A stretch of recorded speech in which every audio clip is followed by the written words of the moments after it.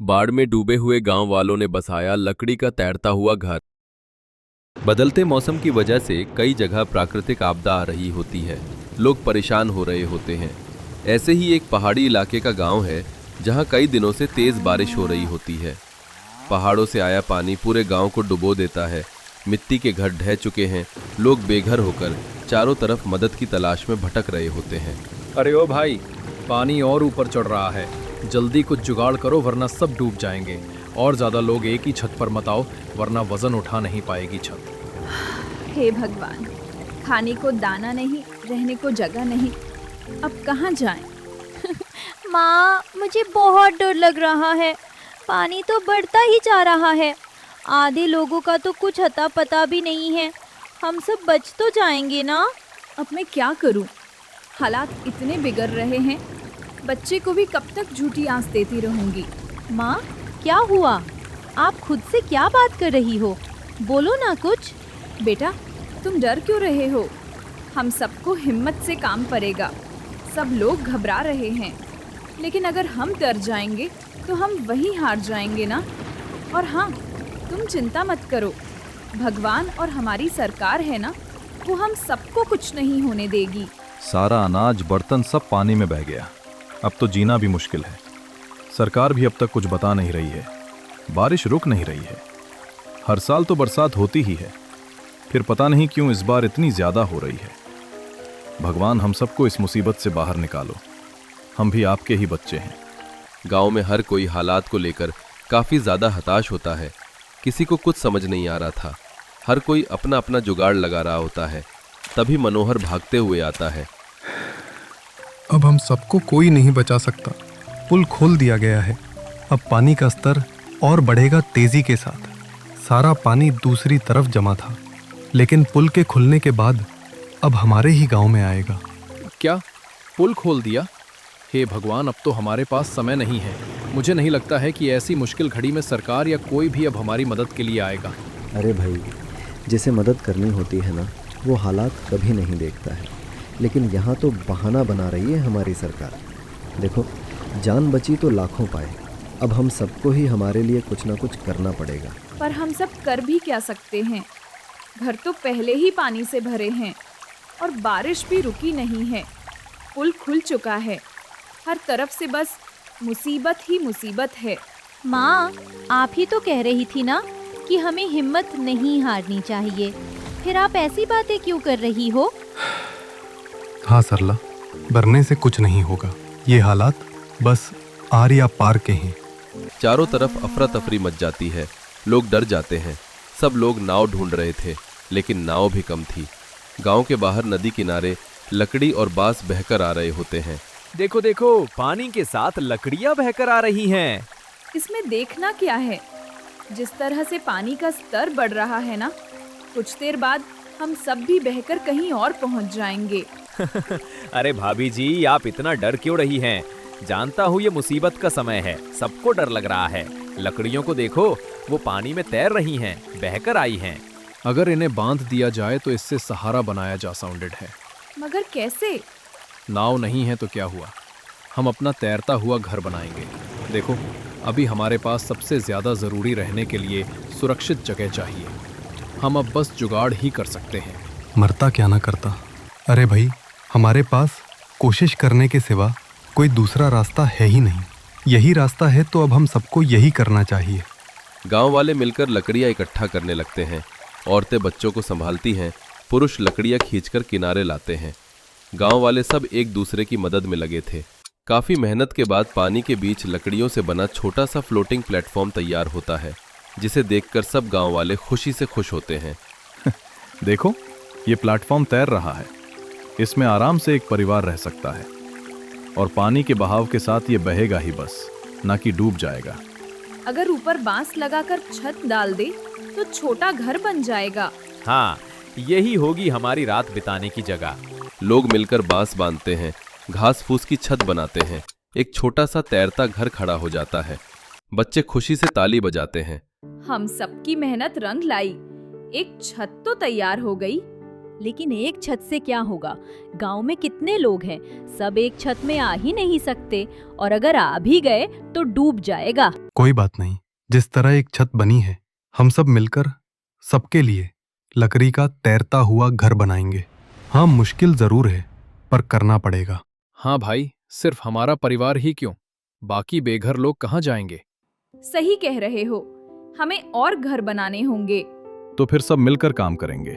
गांव वाले मिलकर और लकड़ियां बांधते हैं। कई तैरते घर तैयार होते हैं। पानी में अब छोटे छोटे फ्लोटिंग घरों की कॉलोनी सी बन जाती है। तैरते घर पर रात का वक्त बच्चे रो रहे होते हैं। माँ, बहुत भूख लगी है।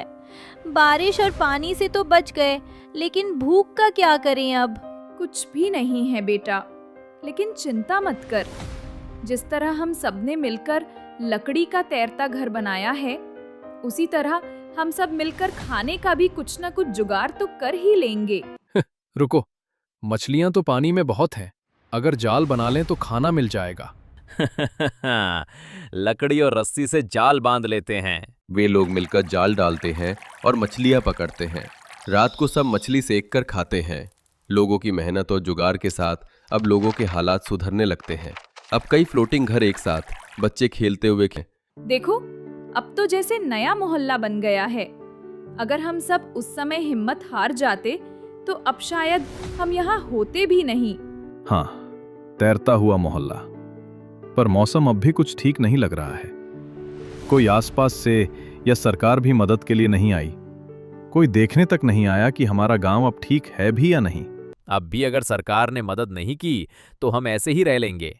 वैसे भी मुसीबत की घड़ी में हम लोग ही एक दूसरे का सहारा बने हैं।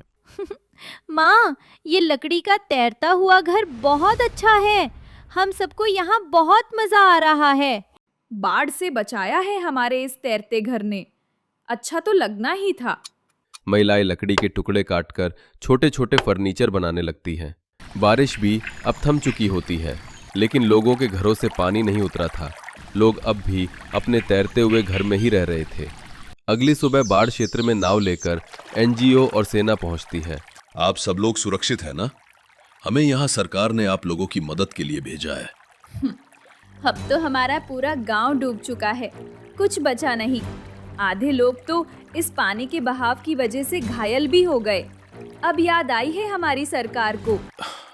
माफ करना, आप सबको इतनी परेशानी हुई, लेकिन अंदर आने का कोई भी रास्ता नहीं बचा था। अगर कोई मदद के लिए आता तो वो ठीक से शायद आ भी नहीं पाता। सरकार ने 2 हफ्ते पहले ही यहाँ फोर्स भेज दी थी, पर हालात ही ऐसे हो गए थे। हाँ सर, हमने लकड़ी से तैरते घर बना लिए हैं। हमें उम्मीद नहीं थी कि सरकार या कोई भी हमारी मदद के लिए ऐसे हालात में आएगा सामने, इसलिए हम सबने खुद ही अपनी मदद कर ली। अगर हम अपने लकड़ी के घर नहीं बनाते तो जीवित भी नहीं होते। कमाल का जुगाड़ है। वैसे मानना पड़ेगा आप सबकी हिम्मत को। हमें तो डर लग रहा था कि आप सब लोग कैसे रह रहे होगे, ठीक होगे भी या नहीं। लेकिन आप सबको सही सलामत देखकर हमें बहुत खुशी हुई। हम खाने पीने और दवाइयाँ बांट रहे हैं। लोगों को राहत सामग्री मिलती है। अब इसी तरह और भी कई लोग, बड़े बड़े अमीर लोग गांव वालों की मदद करने आने लगते हैं। लेकिन पानी उतरने में अब भी काफी समय लग जाता है। धीरे धीरे पानी कम हो रहा है। घरों की नींव दिखने लगती है। देखो, जमीन फिर से दिख रही है। हे भगवान, मेरे घर की तो छत ही टूट गई, ऊपर से दीवार भी कैसी खोखली हो गई। अब हम अपने पुराने गांव लौट सकते हैं, लेकिन ऐसे हालात में कैसे रहेंगे? हमारी गाय भैंस भी पानी में बह गईं। नई जिंदगी शुरू करें भी तो कैसे करें? घर सब टूट गए, कहाँ रहेंगे? सरकार ने कहा है कि राहत के पैसे मिलेंगे, उन्हीं से फिर से घर बनाएंगे। गाय भैंस के ना रहने का अफसोस बहुत है। अगर कोई सही समय पर हमारी मदद के लिए आता तो शायद ये दिन न देखना पड़ता। भगवान, जो दिन हमने देखे हैं वो किसी और को मत दिखाना। लोग अब नई शुरुआत करते हैं। गांव की जमीन पर 2 कमरे के पक्के घर बनते हुए। ये देखो, हमारी नई रसोई। अब बच्चों की पढ़ाई का भी इंतजाम करेंगे। और वो जो लकड़ी बची थी उससे फर्नीचर बना लेंगे। लोग मेहनत से फिर से नया जीवन शुरू करते हैं। पूरा गांव फिर से बसा हुआ। बच्चे स्कूल जाते हुए, महिलाएं हंसती हुईं। याद है जब हम पानी में तैरते घरों में रहते थे? हाँ, वही दिन हमें जीना सिखा गए। आज हमारे पास पक्का घर है, मगर वो लकड़ी के तैरते घर हमेशा हमारी हिम्मत की मिसाल रहेंगे।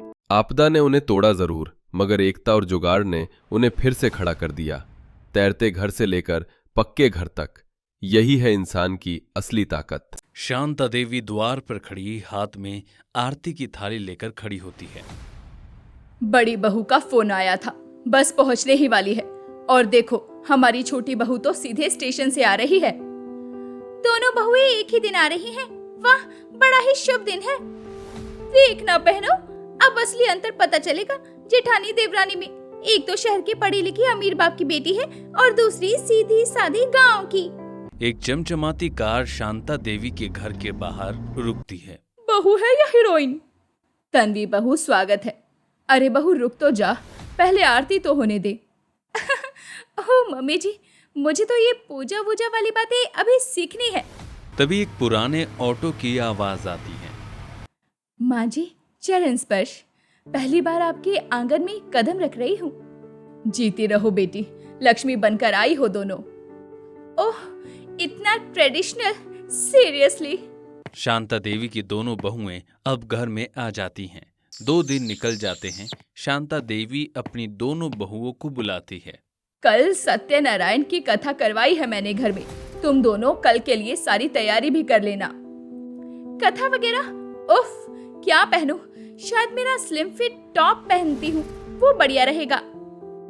नहीं नहीं बहू, घर में कथा है, ऐसे कपड़े अच्छे नहीं लगते हैं। 4 लोग आएंगे तो अच्छे कपड़े पहन जरा। अगली सुबह घर में सत्यनारायण की कथा की तैयारी हो चुकी होती है। पंडित जी कथा शुरू करने के लिए आ जाते हैं। सीढ़ियों से तन्वी उतरती है। OMG, इतनी भीड़ में बैठना पड़ेगा और ये पंडित जी इतना लाउड क्यों होते हैं? बोलो जरा, ये बहू कोई क्लब से आ रही है क्या? ऐसे कपड़े घर की नई बहू पहनती है, वो भी पूजा में। बहू, ये कपड़े पहने हैं कैसे? मना किया था ना मैंने। मम्मी जी, मेरा सबसे फुल कवर्ड कपड़ा यही था और ये कलर भी मुझ पर बहुत अच्छा लगता है। बहू, घर में पूजा है, अगर तेरे पास कोई साड़ी नहीं थी तो मुझे बता देती, मैं दे देती। मम्मी जी, मुझे ड्रेस ही पहननी थी और अब जल्दी करवाओ ना पूजा। तभी साड़ी में 16 श्रृंगार करे शिवांगी आती है। अरे वाह, शिवांगी बहू कितनी सुंदर लग रही है और ये साड़ी कितनी जच रही है, जैसे मोटी में से सोना निकल आया हो। देखो सादगी। बहुएं आ गई हो तो अब शुरू करें क्या? माँ जी, आप बैठिए, मैंने प्रसाद बनाया है, वो भी ले आती हूँ। तू तो सच में हमारे घर की लक्ष्मी है। तन्वी, घर में पूजा है, तुम्हें ऐसे कपड़े नहीं पहनने चाहिए थे। देखो अपनी देवरानी को। ओह प्लीज, मुझे अब इसे देखना होगा। अरे देख तो, ये मुझे रही है। मैंने इतनी महंगी ड्रेस पहनी है, ऐसी ड्रेस इसने कभी अपने सपने में भी नहीं देखी होगी। दीदी, आप बिल्कुल सही कह रही हैं, मैंने ऐसी ड्रेस नहीं देखी, पर सब लोग गलत नहीं बोल रहे। आप इस ड्रेस में बिल्कुल अप्सरा लग रही हैं। पर आज पूजा है हमारे घर में, अगर आपके पास ब्लाउज नहीं है तो मैं आपके लिए सिल लूंगी, मुझे सिलाई आती है। अरे शिवांगी बहू, तू कितनी संस्कारी और गुणी है, तुझे सिलाई आती है। जी माँ जी, ये जो मेरा ब्लाउज है मैंने ही बनाया है, अगर आपको कुछ सिलवाना हो तो मुझे बता दीजिए। मैं कितनी अमीर हूँ, शायद तुम्हें पता नहीं है। अब मैं तुम जैसी सस्ती गरीब टेलर से अपने कपड़े सिलवाऊंगी? बिल्कुल भी नहीं। अरे शांता बहन, आप क्यों अपनी अमीर बहू को समझा नहीं रही? देख नहीं रही अमीरी कैसे टपक रही है? पूजा शुरू करवाओ वरना मुहूर्त निकल जाएगा। तन्वी को काफी जलन होती है जब सब शिवांगी की तारीफ करते हैं, इसलिए अब तन्वी शिवांगी से सीधे मुंह बात नहीं करती है। एक शाम शांता देवी दोनों बहुओं को कहती है, बहुए, शादी में चलने का आमंत्रण मिला है। और हाँ तन्वी, तुम कुछ ढका ढका पहन लेना, गांव की शादी है। मम्मी जी प्लीज, मैं कोई प्लास्टिक का थैला नहीं पहनने वाली हूँ जो मैं खुद को लपेट लूंगी। मैं वही पहनूंगी जो मुझे अच्छा लगे, और गांव की शादी में हम जा ही क्यों रहे हैं? माँ जी, मैं अपनी नई गाउन वाली ड्रेस पहन लूंगी, खुद से सिली है, कढ़ाई भी की है। जरूर बहू, और अगर आप मुझे अपने साथ लेकर जाना चाहती हो तो मैं वही पहनूंगी जो मुझे अच्छा लगता है। तन्वी अपने आगे किसी की नहीं सुनती है और ड्रेस पहनकर ही शादी में जाती है। बुरा मत मानना, लेकिन तुम ये जो कटे फटे कपड़े पहनती हो वो हर जगह अच्छे नहीं लगते। अरे यहाँ पर बड़े बुजुर्ग बच्चे सब है, तो इसमें मेरी क्या गलती है? मेरे पास यही कपड़े हैं और मेरे ऊपर अच्छे भी लगते हैं। बड़े बुजुर्ग बच्चे, अपने आप पर ध्यान देना। देखा शिवांगी की ड्रेस, खुद से बनाई है, दर्जियों से भी बेहतर काम है उसका। तुम तो इतनी अमीर हो, लेकिन तुम अपने लिए एक ढंग के कपड़े भी नहीं खरीद पाई। गांव वाली फैशन समझती भी हैं या नहीं? शिवांगी का फैशन दिखावा नहीं, सम्मान है। और अगर 4 लोग तुम्हें देख रहे हैं, हंस रहे हैं, तो इसमें तुम्हारी गलती है। तुम्हें तो हमेशा मैं ही गलत लगती हूँ। ये शिवांगी मुझसे बेहतर है। बहू, मैंने तो पहले ही तुझे मना किया था कि ऐसे कपड़े मत पहन। अब लोग बातें बना रहे हैं। असली सुंदरता दिखावे में नहीं, अपनत्व में है। आपकी छोटी बहू में कला है और बड़ी बहू में कैमरा। बस ऐसे कपड़े पहनकर कैमरा के आगे पोज देना ही आता है इसे। तन्वी गुस्से में घर आ जाती है। ऐसे ही अब कई दिन निकल जाते हैं। कुछ दिनों बाद शिवांगी एक पुरानी साड़ी को काटती है। अरे शिवांगी, ये क्या बना रही हो? कुछ नहीं भाभी, पुरानी साड़ी से ड्रेस बना रही हूँ। पहनकर देखना है कैसा लगता है। कसम से सिलाई नहीं, जादू करती हो तुम तो। तुम मुझे अपनी वो वाली ड्रेस दे दोगे पहनने के लिए? अरे भाभी, मेरे पास एक से एक महंगी डिजाइनर ड्रेस है। मुझे बताइए आपको कौन सी ड्रेस चाहिए? तन्वी, तुम तो रहने दो। मेरी ननद की गोद भराई का फंक्शन है, मुझे वहां जाना है। भाभी, उसके लिए भी बहुत अच्छी ड्रेस है, बैकलेस है। आप पहनोगी तो अच्छी भी लगोगी। देखना, फंक्शन के टाइम हर कोई आपको दिखता रहेगा। तन्वी, मैंने तुम्हारी अब तक लगभग की सभी ड्रेस देखी है। मुझे तुम्हारी ड्रेस नहीं चाहिए। शिवांगी, तुम वो ड्रेस दे देना जो तुमने दिवाली पर पहनी थी। ठीक है भाभी, आप चिंता मत करिए, मैं दे दूंगी। हर कोई बस शिवांगी की तारीफ करता रहता है। अरे ये लोग भी गरीब ही हैं। किसी ने कभी महंगी ड्रेस नहीं देखी है क्या? इसलिए इन्हें शिवांगी की ड्रेस ही पसंद आती है। रसोई में तन्वी मीना भाभी से मिलती है। भाभी, आप सबको क्या हो गया है? बस शिवांगी ही दिखती है क्या? बड़ी बहू, जमाना दिखावे से नहीं, हुनर से चलता है। तुम्हारे पास कपड़े हैं, पैसे हैं, उसके पास कला है। मेरे पास टेस्ट है, क्लास है, उसका स्टाइल है। अब भी तुम्हें समझ में नहीं आ रहा? कोई बात नहीं, छोड़ो ये बात। तन्वी का चेहरा उतर जाता है। वो चुपचाप बाहर चली जाती है। धीरे धीरे करके कई महीने निकल जाते हैं। रात के समय शांता देवी चाय के कप के साथ बैठी होती है। तुम दोनों की शादी की सालगिरह आ रही है और शादी की सालगिरह में मैं चाहती हूँ कि दोनों बहुओं को नई ड्रेस दिलवाई जाए। बहुत अच्छा विचार है माँ। लेकिन मैं चाहती हूँ कि शिवांगी अपनी ड्रेस खुद बनाए और बड़ी बहू वो चाहे तो जो मर्जी बाजार से ले आए। अब बहुत हो गया, मैं दिखा दूंगी उस देशी शिवांगी को कि असली स्टाइल होता क्या है। सुनो बहुओं, 1 साल पूरा होने वाला है तुम दोनों की शादी को। अब पहली सालगिरह है, घर में छोटा सा कार्यक्रम करेंगे। तुम दोनों को एक एक ड्रेस दिलवानी है। बताओ कब चले? Thank you mummy ji, finally कुछ पहनने लायक मिलेगा। अच्छा मम्मी जी, मुझे आप पैसे दे देना, मैं अपनी ड्रेस खुद ले आऊंगी। माँ जी, मुझे कुछ नहीं चाहिए। अगर आप अनुमति दें तो मैं खुद अपनी ड्रेस बनाना चाहूंगी। बिल्कुल बहू, तेरे हाथों की कला तो सबको पता ही है। तू जो भी बनाएगी वो अच्छा ही होगा। दोनों अपनी अपनी तैयारी करने लगते हैं। कुछ दिन बाद सालगिरह का दिन आ जाता है। तन्वी अपने कमरे में तैयार होते हुए खुद से कहती है, इस बार कोई गरीब देवरानी की तारीफ नहीं करेगा। मैं चमकूंगी, मैं छा जाऊंगी। बहुत मजा आता है उसे मुझे जलाकर। अब देखते हैं।